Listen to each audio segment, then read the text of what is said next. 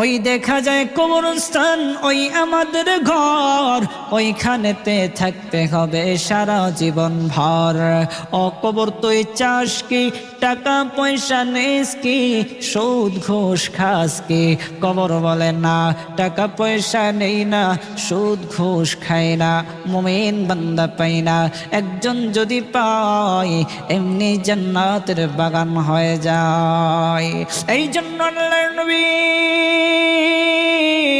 মুহাম্মদুর রাসূলুল্লাহ সাল্লাল্লাহু আলাইহি ওয়াসাল্লাম বলেন, ইন্নামাল কবরু রাউযাতুম মিন রিয়াদিল জান্নাহ আও হুফরাতুম মিন হুফারিন নার।